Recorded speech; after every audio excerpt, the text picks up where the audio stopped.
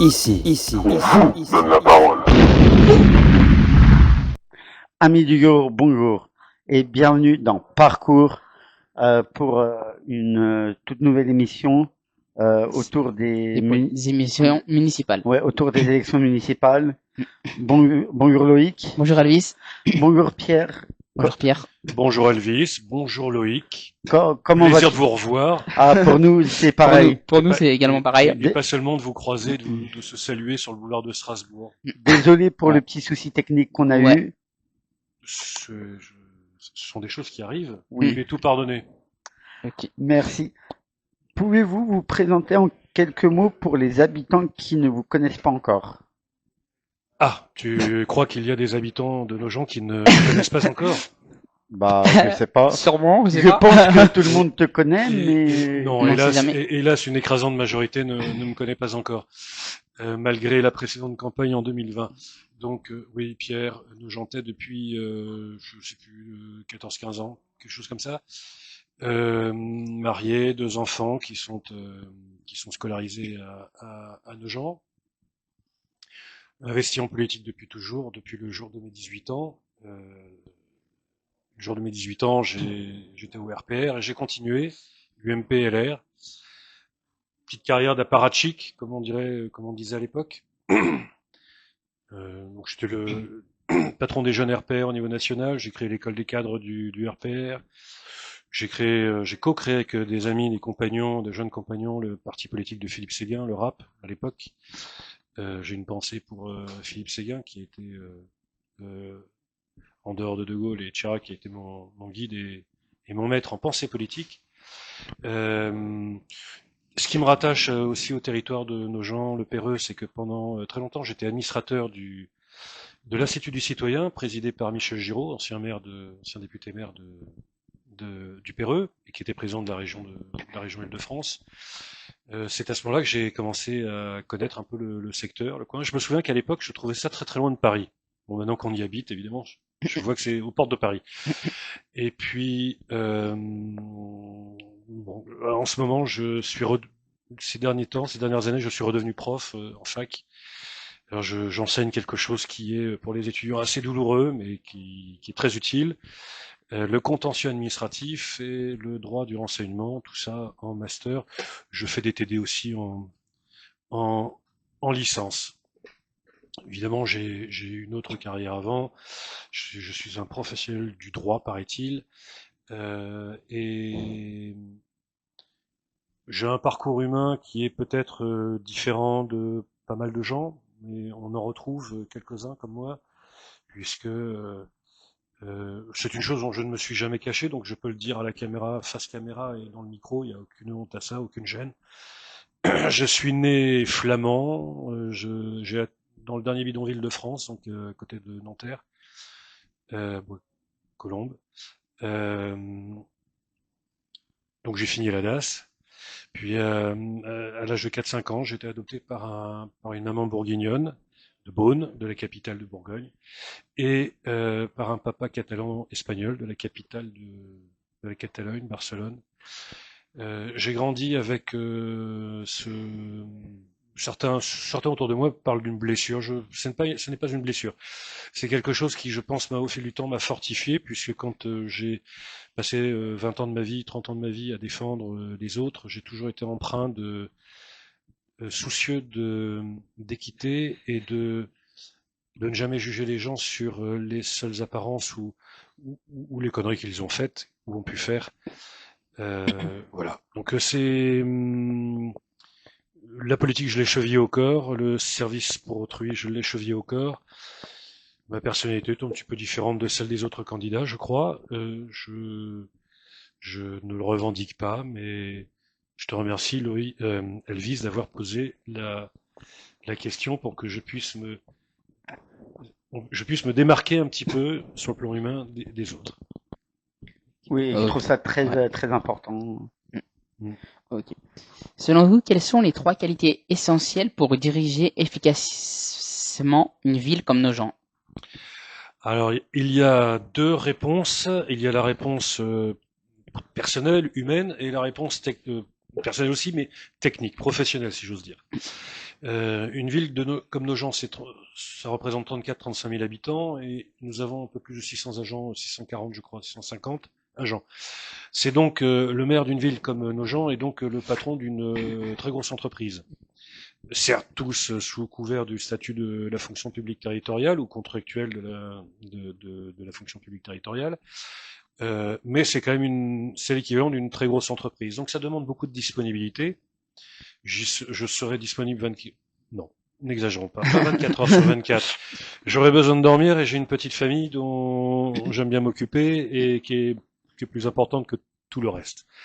Mais nos gens, c'est une grande famille aussi, donc je serai très disponible, toujours très disponible pour les grands malheurs, pour les grands bonheurs, même si je sais qu'on va voir son maire pour les grands malheurs plus que pour les grands bonheurs, et pour résoudre les difficultés des uns et des autres, tenter de les résoudre, dans un amoncellement de normes, de procédures,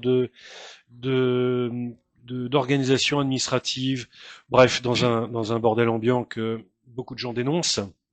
Donc les deux qualités, des qualités humaines certaines, il faut aimer son prochain, et l'aimer avec certitude, c'est-à-dire pas dans la défiance et pas dans l'idée que on peut en tirer un bon parti.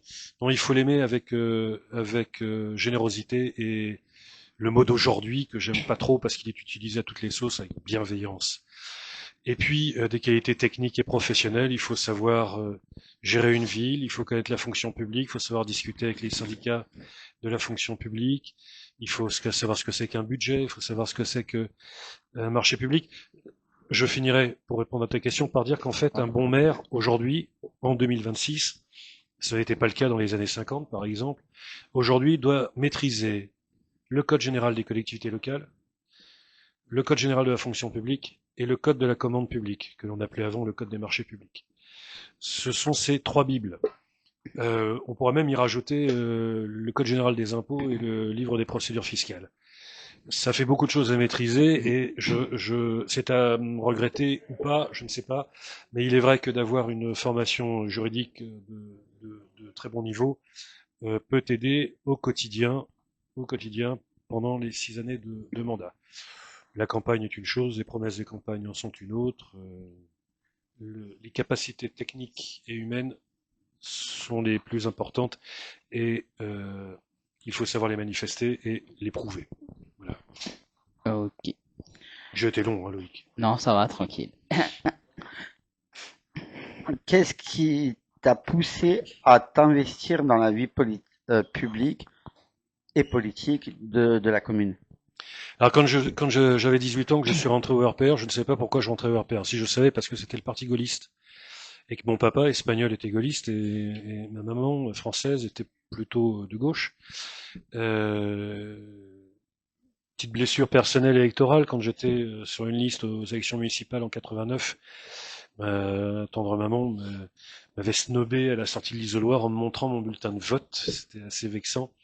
Mais bon, à la maison, on a toujours parlé politique. C'est toujours été très empreint de débat politique. Il faut dire que mon grand-père maternel, inspecteur général de l'agriculture, qui avait fait plusieurs cabinets ministériels et qui avait servi le général de Gaulle, ne parlait que de politique et de religion. Donc je suis tombé là-dedans. Et puis plus tard, bien plus tard, j'ai fini par accepter l'idée que ma propre aventure d'enfance avait pu contribuer sournoisement, insidieusement, à m'orienter vers précisément la pratique politique dans la sphère qui est la sphère publique et justement le droit public que j'ai étudié après une maîtrise de biochimie. Le droit public que j'ai étudié à ça, c'est dans lequel je me plais beaucoup. Donc tout ça a contribué à me peut-être me doter d'une personnalité qui est tendue vers la puissance publique, les collectivités locales, le service de l'État, le service de la France, le service de nos compatriotes, et plus prosaïquement ici à Nogent, le service de nos concitoyens. Merci Pierre. Ok. Je t'en prie, Alice. Selon vous, quels sont les principaux projets réalisés ou en cours par la municipalité actuelle? Alors le plus gros projet bien visible de tous, c'est le nouveau marché. la future halle, qui s'annonce déjà comme une très très très très belle réussite. Et nous pouvons rendre un vibrant hommage à Jacques Martin, notre maire, qui a combattu pour près du territoire en particulier pour obtenir cette nouvelle halle. Il faut dire que l'ancien marché couvert était tout à fait délabré. Plus savoir que chaque année il fallait négocier l'autorisation d'ouverture au public avec les pompiers parce que le truc était bon, bah, vous vous en souvenez, c'était innommable. Ça avait très très mal vieilli et le projet de reconstruction d'un nouveau marché faisait que l'ancien n'était pas forcément entretenu. Donc ça c'est un très très beau projet. Et il y a d'autres projets qui avaient été évoqués pendant la campagne en 2020 qui ont été réalisés par la mairie actuelle, la majorité actuelle. Une majorité que je note disloquée pour cette nouvelle élection puisque l'équipe en place aujourd'hui se retrouve répartie dans 3 autres listes, Ouais. sauf c'est ça. chez nous, parce que j'adhère au concept de recyclerie d'un point de vue déchets ménagers et autres, mais je ne suis pas recyclerie en politique. C'est un truc que j'aborde. Donc voilà, de très beaux projets, une ville très bien gérée.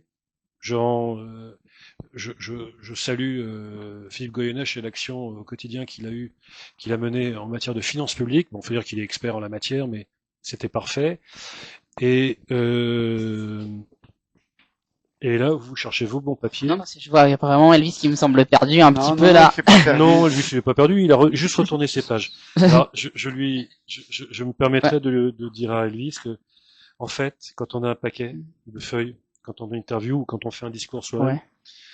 on ne tourne pas les pages, on la fait glisser dans le même sens. D'accord. L'une sur l'autre, comme ça, c'est beaucoup plus discret.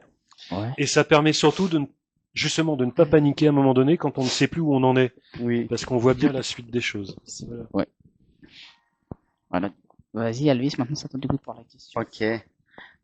Quel est votre diagnostic sur l'état général des routes, trottoirs et marquages au sol dans la commune?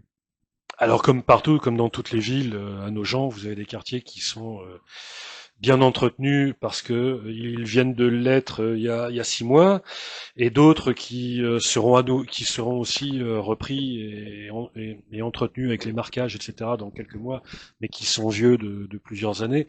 Alors on a l'impression que tout ça est assez disparate et que la ville serait sale et mal entretenue.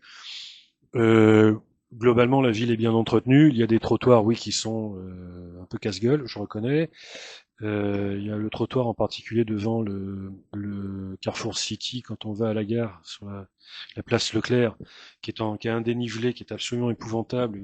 Vous n'y faites pas attention, que vous ayez 20 ans ou 70 ans, bah, c'est très bon pour se tordre une cheville. Donc il y a plein de petits trucs comme ça à reprendre.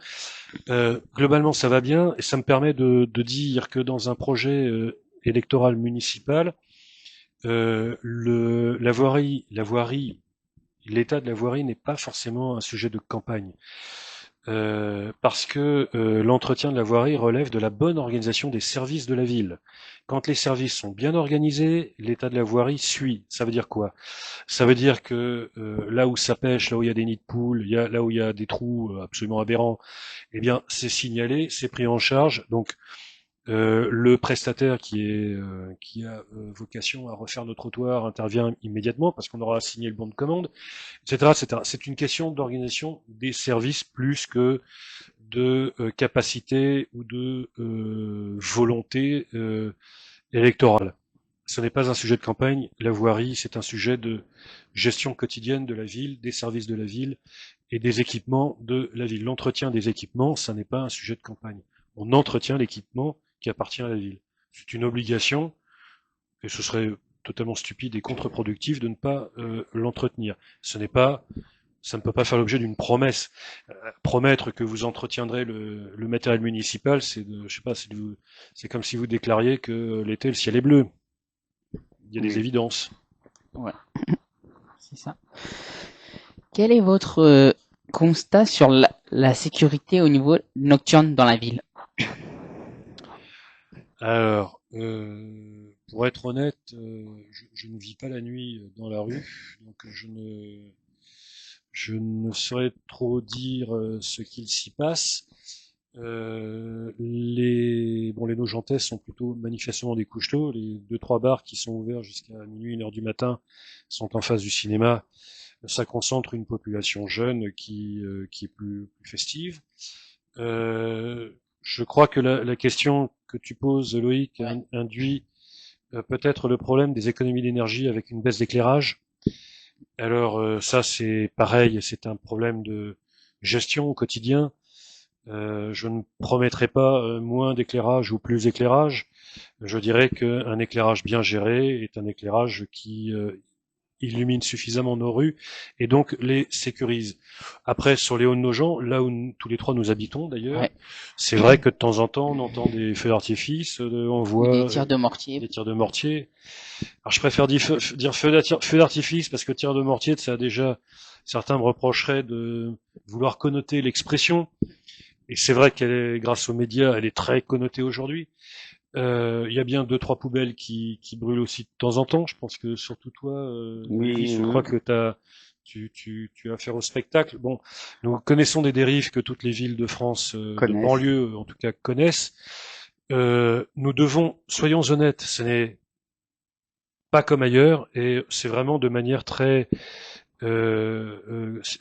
Occasionnel. occasionnelle, oui, c'est ça. Je dirais que mon plus gros souci, en fait, sur la voie publique aujourd'hui, c'est l'état des poubelles collectives qui sont enterrées, puisque les conteneurs enterrés sont soit trop petits par rapport au volume de déchets, soit ceux qui jettent tout et n'importe quoi, n'importe comment, manquent d'éducation. C'est un peu c'est le discours que je vous tenais il y a quelque temps Oui, ouais. en privé. L'éducation populaire me paraît importante, mais l'éducation populaire, c'est une belle parole pour dire oui, on va apprendre aux gens ce qu'ils savent déjà. Donc il faut être capable d'imaginer un régime, bon, pas de sanctions, mais un régime qui permette de responsabiliser les personnes qui sont indélicates. Alors, il faut savoir aussi que avec nos fameuses poubelles là, communes sur le boulevard de Strasbourg ou ailleurs, dont les alentours sont, il faut le dire, et n'hésitons pas à employer les bons mots français, sont dégueulasses. Ça peut ne pas être le fait de nos gentesses, ça peut être le fait de camionnettes qui viennent et qui déposent Oui, de justement, l'extérieur. parce que même Villejuif, c'est pareil, c'est comme les gens. Ils ont le même problème. Je Oui, crois que toutes les hélas, toutes les communes. communes ont le même problème. Donc, on va toujours se débarrasser chez le voisin de ce qui nous encombre. La solution, l'une des hypothèses à ne pas écarter, ce serait de renforcer la surveillance par caméra de ces points de De déchetterie, de collecte de déchets, et puis, en fait, faire que la police ensuite fasse ce qu'elle sait faire, c'est-à-dire mener une enquête, identifier les personnes qui débarquent pour se délester de leurs ordures de manière indue, sans rien respecter. Alors s'il y a une voiture à côté avec une plaque d'immatriculation, bon, je vous ferai pas un cours de procédure pénale, mais c'est assez facile, etc., etc. Ok. Revenons sur un petit Mais point. Elvis, tu habites juste à côté de ces. Oui, oui, Moi, je suis oui. un peu plus éloigné, donc je ne le constate que quand je promène mon chien. Mais toi, tu vis vraiment le nez dessus. Oui, oui. Mais justement, j'en discutais il y a pas longtemps avec Monsieur le maire, et il dit la même chose que toi. Il disait, on peut pas sanctionner, tout revient à l'éducation populaire. Oui, et l'éducation populaire, mon Dieu, on l'a abandonné depuis tant d'années, et les initiatives qui sont entreprises sont toujours d'excellentes entreprises, d'excellentes initiatives, mais elles sont trop faibles, trop cantonnées à des choses qui n'ont pas forcément un grand intérêt. Donc je pense que ça relève vraiment d'une politique publique et une éducation populaire, c'est par exemple. Alors déjà, ça passerait par remettre des gardiens. C'est-à-dire que les gestionnaires de logements sociaux à Nogent, je crois que je serai en guerre avec eux assez ouvertement pour que l'on remette des gardiens. Parce que le gardien contribue à l'éducation populaire. Oui, Le gardien n'est pas là pour emmerder tout le monde. Il est là pour ou surveiller du coin de l'œil tout le monde et balancer tout le monde comme un délateur pendant une certaine période, comme ou jouer à Monsieur Ramirez dans Le Père Noël est une ordure, mais c'est utile précisément pour rappeler à nos concitoyens qui habitent dans les quartiers qui sont touchés par ce manque de solidarité minimale.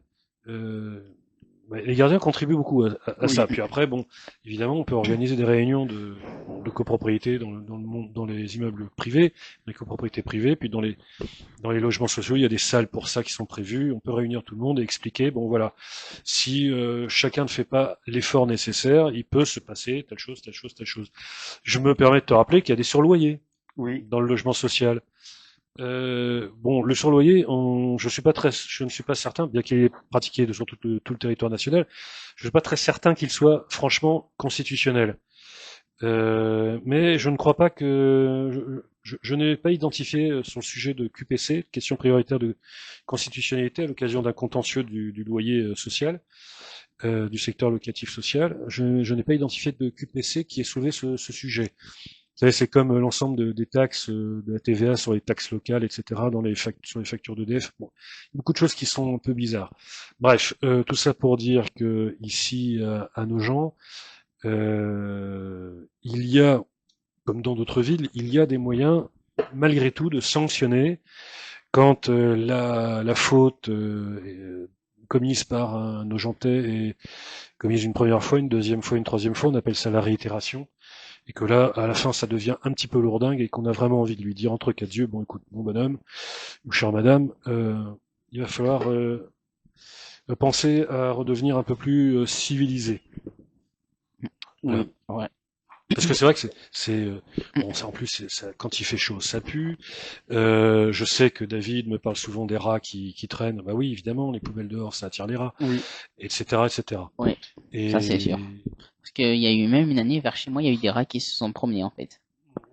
oui, voilà. De toute façon, Donc dès après, qu'il on va dès qu'il y a dire, un- j'ai envie de dire un ouais. peu dans la ville où c'est qu'il n'y a pas des rats qui y vont. Voilà, parce que dès qu'il y a un coin où il y a de la Ouais, nourriture, enfin des ressources de ouais. nourriture, de la chaleur et de l'humidité, c'est bon pour tout ce que vous voulez qui nous embête nous un petit peu. Revenons sur un point de ton programme de 2020. Cette question, je te l'ai déjà posée la dernière fois, du coup je connais la réponse. Mais J'ai peut-être changé de réponse entre temps. c'est pour ça que je te la repose. Souhaiterais-tu mettre en place des outils d'accompagnement pour les créateurs d'entreprises, euh, pépinières, hub, aides financières, locaux partagés? Alors là, tu as essayé de faire un portrait de toutes les techniques qui sont connues du grand public. Euh, je réponds déjà je prends une première précaution très importante je vous invite à retenir parce que la répartition des compétences entre la ville et les autres institutions, en particulier le territoire, sont de plus en plus défavorables à la ville et de plus en plus favorables au territoire, et en particulier en matière économique. Donc, pour répondre à ta question, puisque tu dis que tu connais ma réponse est oui, naturellement.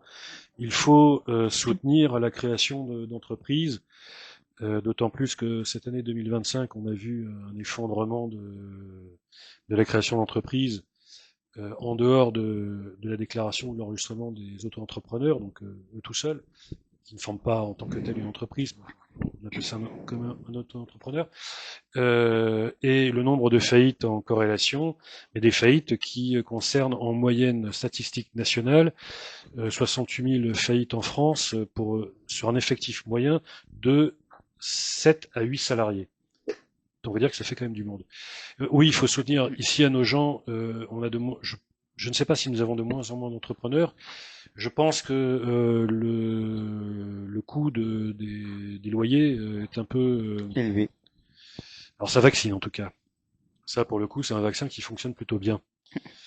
pour repousser les initiatives sur des secteurs qui sont en plus lointaine banlieue, voire en province. Alors, tu parles de hub, tu parles de pas mal de choses. Il y a deux projets que j'ai évoqués et que vous retrouverez tous sur le compte Facebook, TikTok ou Instagram de Nos gens pour tous. Il suffit de taper Nos gens pour tous sur Facebook, sur TikTok, sur Instagram et le public retrouvera les comptes. Il y a deux choses. Donc c'est la maison, l'hôtel des auto-entrepreneurs, puisque nous, d'après l'INSEE, nous serions à peu près 3000 auto-entrepreneurs à Nogent. Alors c'est un chiffre qui varie beaucoup parce que vous avez des auto-entrepreneurs qui le deviennent après avoir été licenciés et qui se font radier du statut après avoir retrouvé un emploi salarié. Et puis à ceux qui déménagent, et puis à ceux qui n'exercent pas vraiment, bon, etc., etc. Mais en gros, en moyenne, dit-on, en moyenne annuelle, nous aurions ici à Nogent 3000 auto-entrepreneurs.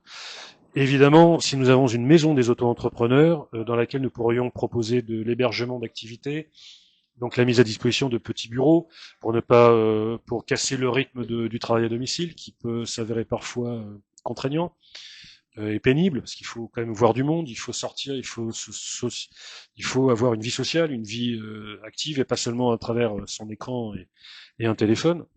Donc ça peut intéresser pour la mise à disposition de bureaux, pour des services communs, un secrétariat commun, etc., etc. Il y a lié à ça une proposition en ce qui concerne la CFE, la cotisation foncière des entreprises, que les auto-entrepreneurs doivent payer après un an d'exonération, après un an de création.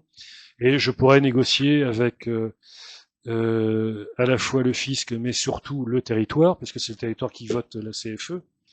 Une remise de CFE sous certaines conditions. Ça peut être du gagnant-gagnant, comme on dit souvent aujourd'hui, pour les auto-entrepreneurs. Et puis surtout, ils auraient un immeuble dédié à l'entrée de Nogent, dans un endroit qui est très attirant pour les promoteurs, mais qui est une parcelle qui est une dent urbanistique, comme disent les urbanistes, qui est une parcelle difficilement constructible pour y mettre du logement again and again, même s'il est fut-il social, mais qui serait pas correct. Mais très pratique pour le monde de l'entreprise. Un autre projet qui est de promouvoir la dynamique des arts graphiques numériques. Je pense que nos gens devraient développer cette spécialité pour des raisons à la fois historiques, des raisons de jeunesse de sa population qui est très versée dans les arts numériques, les arts graphiques numériques. Je pense même que nous aurons un certain nombre il y aurait potentiellement des jeunes qui travaillaient chez un éditeur de jeux dont le siège est je sais plus si c'est à Vincennes ou à Saint-Mandé géographiquement parlant, un éditeur de jeux très connu dont on a parlé récemment dans la presse économique parce qu'il aurait perdu 40% de sa valeur d'action. Nous avons il y a ici, c'est un terreau de jeunes très dynamiques dans ce domaine-là. Il faut offrir un cadre et donner la possibilité à ces jeunes de s'épanouir en créant leur entreprise, éventuellement quelques centres de recherche. Quand on parle de centre de recherche, ça ne veut pas dire un énorme laboratoire type commissaire énergie atomique où on a mis le chercheur dedans. Hein. Non. En matière numérique, les labos de recherche peuvent n'avoir que 3 ou 4 chercheurs. Bon. Il suffit de voir comment l'université s'y prend dans ce domaine. Alors là encore, j'ai un emplacement de choix qui nous imposera de reloger l'activité actuelle. Vous découvrez ça sur le projet. Mais c'était assez connu déjà en 2020 et je suis étonné que personne ne l'ait repris, mais tant mieux, comme ça on me laisse l'avantage de nos idées et nous les mettrons en œuvre. Il y a plein d'autres idées, mais bon, le public pourra nous retrouver sur Nos gens pour tous, sur les réseaux sociaux, et bientôt, dans 2-3 jours, le site nosgenspourtous.com, qui résumera tout. Je sais que les gens vont moins sur les sites internet que sur les réseaux sociaux, alors. Vous allez, vous, sur les sites internet? Oui, de temps en temps, ouais. De temps en temps, mais vous êtes toujours sur les réseaux sociaux. On va dire, ouais, plus réseaux sociaux quand même. Hein. Ouais. Okay. Du coup, quelles mesures concrètes envisagez-vous pour végétaliser davantage la ville et lutter ainsi contre les îlots de chaleur? Alors, on ne peut pas tout végétaliser, déjà parce que ne faut pas oublier que sous nos trottoirs passent beaucoup de tuyaux. Entre les canalisations d'eau, d'ovale, Ouais. les égouts, Mm. la fibre, etc. On a beaucoup de choses qui passent. Et donc, le Code général des collectivités locales et le Code de l'urbanisme règlent ces petits problèmes-là qui nous imposent de ne pas pouvoir planter des arbres là où on aimerait parfois le faire, parce que techniquement, ça nous est interdit et on ne le peut pas. Comme nous ne sommes pas une ville du sud de la France, on ne peut pas mettre des conifères partout. Les conifères ont une particularité, c'est qu'ils prennent racine de manière très profonde. C'est-à-dire qu'on peut contourner les puisards et ce genre de choses qui sont sous nos trottoirs. Mais nous ne sommes pas une ville du sud.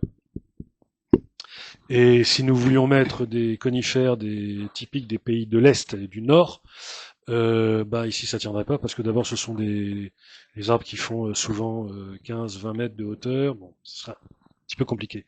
Donc végétaliser, on ne peut pas végétaliser juste comme ça parce qu'on dit qu'on va végétaliser et que par miracle on va mettre des petites fleurs partout. Non, c'est impossible. Bon, ceux qui parlent de végétaliser, en général, je crois, je les soupçonne de ne pas connaître grand-chose à la botanique non plus. Il faut, partout où l'on peut, en fait, recréer des espaces que l'on dégage, dont on dégage le dur, dont on enlève les pavés, le goudron, etc. Pour mettre des arbustes en pleine terre. Et si possible, des arbustes qui sont qui fleurissent au printemps ou à l'été et qui entretiennent une certaine faune en plus de la flore. Les Nogentais qui me connaissent savent que je suis un amoureux des plantes. Ça passe aussi donc par la serre municipale. J'ambitionne d'agrandir les serres municipales, de rendre nos serres municipales, de lui donner un objectif également de formation, un objectif scolaire. Les serres municipales, je les déménagerai de leur lieu actuel. Vous découvrirez sur nos sites, sur nos pages, l'endroit dévolu pour nos nouvelles serres, ouvertes au public et pour la formation des gamins de nos gens. Eh bien, chaque enfant de nos écoles qui voudrait passer 15 jours avec nos jardiniers municipaux à apprendre le b.a.-ba de la botanique, peut-être même quelques rudiments d'agronomie, repartiront avec un certificat d'apprentissage délivré par la ville et une société scientifique horticole, ce qui est une manière de mettre en valeur cette discipline, cette activité, et de faire découvrir à nos têtes blondes, à nos gamins, de nos gens, nos jeunes Nogentais, quelque chose qu'ils ne découvrent peut-être pas par ailleurs, parce qu'ils n'ont peut-être pas la chance d'aller régulièrement à la campagne ou d'aller à la ferme, etc., etc. Pour ce projet-là, c'est une très très bonne idée. Ouais. Je sais que dans mes Je te remercie, Alice. dans mes connaissances, il y en a beaucoup qui se lancent là-dedans. Et c'est vrai qu'il n'y a pas de serre à Nogent ou que Alors, on appelle ça les serres municipales parce que c'est l'expression attitrée pour décrire l'endroit de la ville où on stocke les plantes pour au moment des plantations. Bon, je crois que nous pouvons avoir une serre. J'avais proposé en 2020 et le truc est toujours d'actualité. Vous voyez ce qui sert de contrepoids au tunnel qui traverse la Marne. oui, Donc ces blocs de béton Ouais. qui ont été conçus par un architecte excessivement célèbre qui interdirait, paraît-il, mais je ne le sais pas, bien que je connaisse cet architecte et que il y a quelques années je lui avais posé la question, manifestement je l'avais un peu asticoté. Donc ces blocs, c'est pas très beau, c'est même très moche en fait, mais ça sert de contrepoids pour le tunnel, hein, puisque on est en sol meuble, donc le tunnel peut bouger un peu, il faut prévoir techniquement sa stabilité. Alors évidemment, on ne peut pas enlever ces blocs, on ne peut rien modifier. En revanche, c'est un espace ouvert aux quatre vents. J'avais proposé en 2020, et ma proposition tient toujours, avec en partenariat avec soit sous forme de mécénat, soit nous verrons bien la forme, mais pour que ça ne coûte pas d'investissement à la ville, ou en tout cas un investissement excessivement minime, de fermer ces blocs, d'enfermer ces blocs dans une ceinture de verre, transformer ça en serre tropicale, puisque vous savez que les plantes tropicales absorbent énormément les gaz qui sont expurgés par les ventilateurs du tunnel. Ça aurait donc des vertus écologiques, de santé publique, éducatives, parce qu'une serre tropicale, c'est toujours beau à visiter, et c'est toujours l'occasion de découvrir et d'apprendre. Et ça donnerait un boulot sympa à nos jardiniers toute l'année, qui pourraient donc vraiment s'occuper de très belles choses dans leur domaine. Voilà. Bon, il y a d'autres projets, d'autres idées. Nous n'en manquons pas. Voilà. Ok. Mais je n'aurai pas 40 propositions à vous faire pour vous dire je rendrai la ville propre. Non, non. Les projets sont ce qu'ils sont. Ok. Ouais. Juste une parenthèse pour dire que les projets d'avenir sont là pour donner une nouvelle image à la ville de Nogent, pour faire briller la ville de Nogent, non pas briller de paillettes, mais briller de manière active, dynamique, pour que les Nogentais se sentent impliqués dans leur ville et bien dans leur ville, avec une activité économique et tout ce qui l'accompagne. Le reste, tout ce que j'entends ici et là chez les concurrents, relève de la gestion quotidienne. La gestion quotidienne, ça dépend de la capacité du maire à gérer des équipes. La première équipe de Nogent, c'est 650 employés. Et d'organiser les services de manière opérationnelle. Elvis, je me souviens, une époque, tu as travaillé pour la ville de Oui. Nogent. Je pense que tu pourrais apporter, même dans l'interview, ton témoignage sur l'importance de l'organisation. Ouais, c'est très important parce que après, je ne cracherai pas sur l'organisation à Martin. Euh, c'est, mais c'est vrai que quand il donne les ordres, après dans les services, la gestion il y a une mauvaise gestion et tout le temps pris à la dernière minute. C'est ce que j'observe et c'est ce que beaucoup de tes anciens collègues agents de la ville me partagent. Donc tout ça, ça se reprend et le meilleur moyen pour reprendre une organisation communale et dynamiser le personnel, c'est de lui marquer sa confiance. C'est de lui dire et redire sans cesse que nous avons confiance en nos agents et que nous apprécions le travail de nos agents. Vous savez, quand je vois des agents municipaux de la voirie, ceux qui nettoient les trottoirs, bon, je suis connu, paraît-il, pour m'arrêter, les saluer et souvent bavarder avec eux. Ils m'apprennent plein de choses, on s'apprend mutuellement plein de choses, puis il y a des hommes et des femmes ici qui sont tout à fait humainement remarquables. J'apprécie beaucoup. Et quand je vois des Nogentais qui s'approchent d'eux pour les engueuler, leur dire non mais devant chez moi c'est sale, etc. Alors même que les gens ignorent les règles en matière d'entretien de son petit bout de trottoir devant chez soi. Euh, Là encore, c'est une question d'éducation, même pas populaire, mais d'éducation individuelle. Donc il faut donner confiance à nos agents parce que c'est vrai que souvent ils se font engueuler. Justement, Euh, ça m'est déjà arrivé plusieurs fois. ouais. Les remerciements sont plutôt rares, donc il faut que l'employeur, qui est la collectivité locale, les encourage à les encourage tout simplement pour vous donner l'envie de bien faire et de continuer à, à bien faire. Je salue l'embauche, la création du poste et l'embauche du garde champêtre. Je trouve ça Oui, très très bien. Euh, un, un jeune homme tout à fait sympathique et qui a un très bon caractère et qui précisément fait cette part de boulot, je pense, qui est capable de dire aux gens, écoutez, tout le monde doit se respecter et les premières personnes à respecter, ce sont les agents de la ville. Pour que les agents de la ville soient efficaces, respectons-les. Ouais, Je suis d'accord avec toi. c'est ça. Ouais. Quelle est ta vision pour la commune dans 10 ou 20 ans? Alors je sais même pas si on aura des voitures volantes, tu crois? Non. Non? Déjà, on devait les avoir en 2000, on les a Ouais. pas eu. Pourtant, ouais, dans les BD, Non, c'était après j'avais vu c'était à partir de 2025 que ça devait arriver. Bon, le 2025 est passé, les voitures Ouais. sont toujours pas Mais là. on aura tous des drones pour les livraisons, c'est ça? C'est ça bientôt, ça se trouve. Ouais. Peut-être ils vont nous filer, Donc, ils vont nous Ça faire filer des commence, drones partout. ça commence déjà, les ça commence drones. déjà. Donc il faut pour aider nos commerçants Ouais, comme aux à États-Unis déjà. survivre, il faudra les équiper ici. Il faut avoir une petite coopérative et équiper nos commerçants de drones pour que nos commerçants puissent livrer À leurs domicile. produits C'est ça, ouais. à demeure.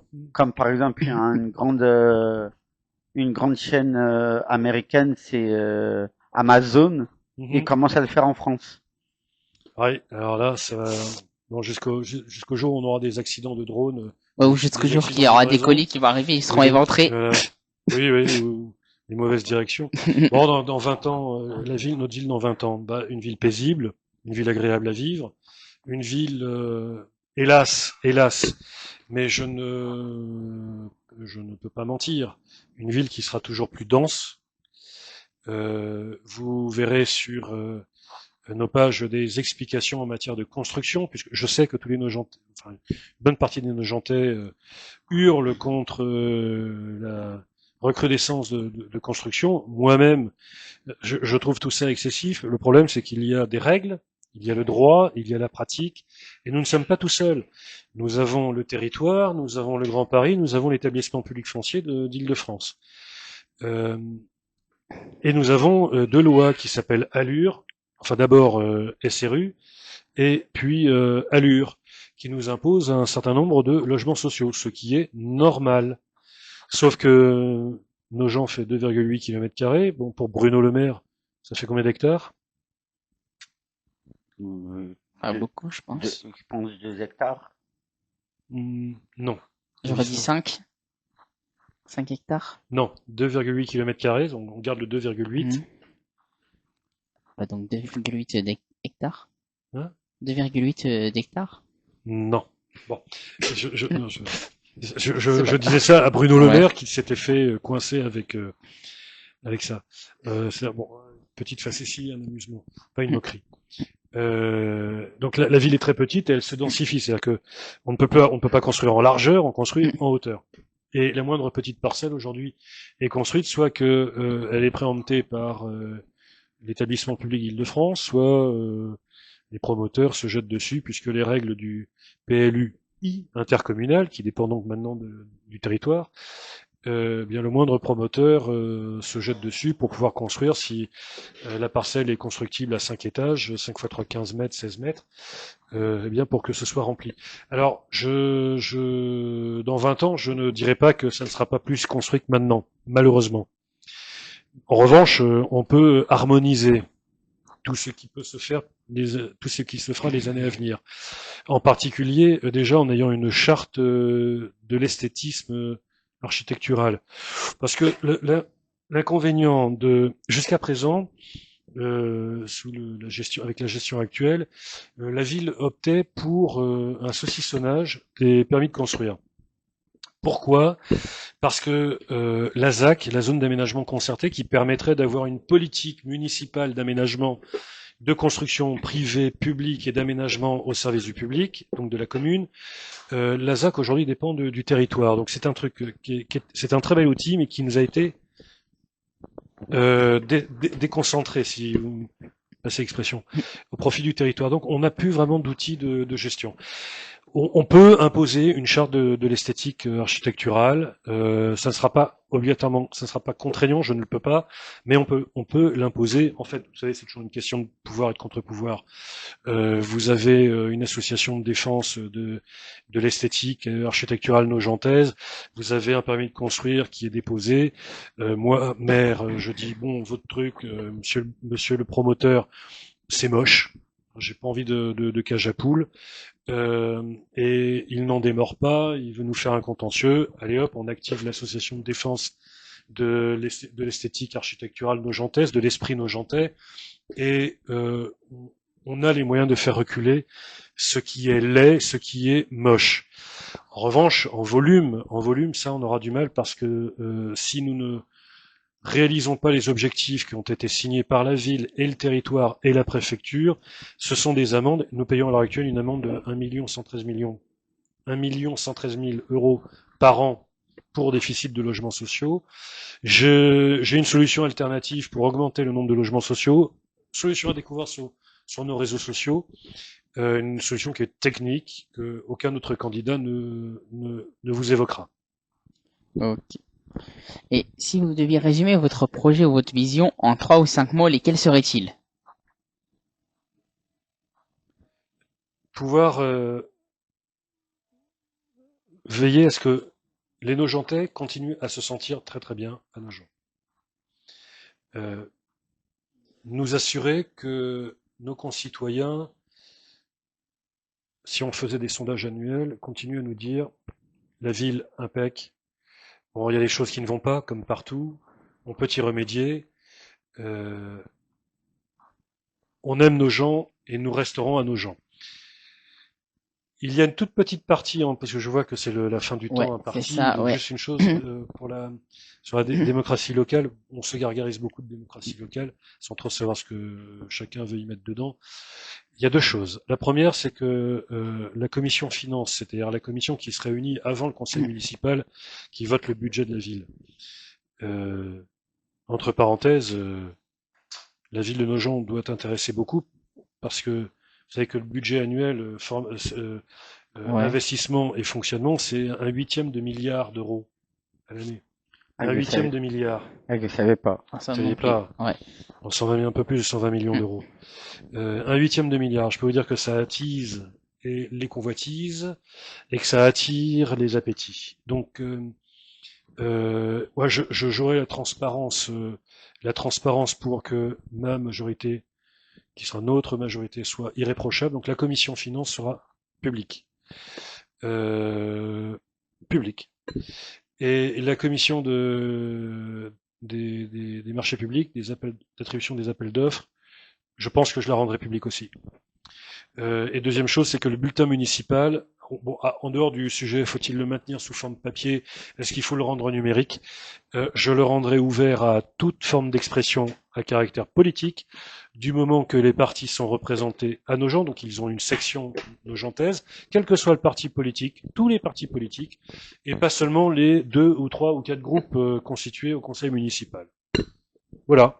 Ok. Merci Pierre Merci. d'avoir répondu présent à l'invitation. Pour une seconde fois. Hein. Je te remercie Elvie, je te remercie Loïc. Ouais. Et n'hésitez pas d'aller voir sur les réseaux sociaux ce que les candidats proposent et qu'ils n'ont pas dit dans l'interview. Et surtout, cher public, n'hésitez pas à partager les vidéos réalisées par Artup, qui est une jeune radio associative nogentaise qui doit accroître, et vous connaissez le système aujourd'hui sur Internet. On croit avec le clic et le partage. J'ai appris ma leçon.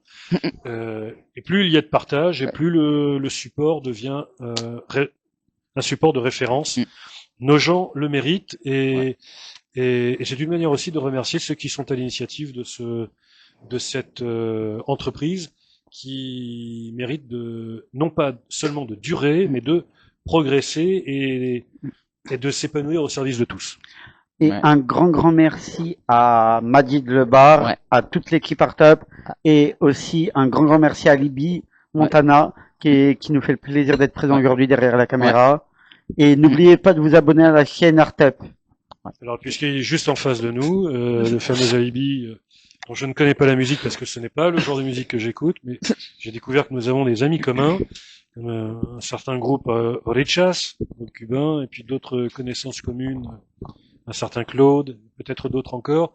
Donc je suis d'autant plus heureux que ces amitiés communes non pas me rassurent, j'ai pas besoin d'être rassuré, je suis un grand garçon, mais me réjouissent de savoir que leur esprit peut souffler jusqu'à nos gens, parce que ils pourront peut-être jouer un rôle dans notre développement culturel, grâce à votre patron, Alibi.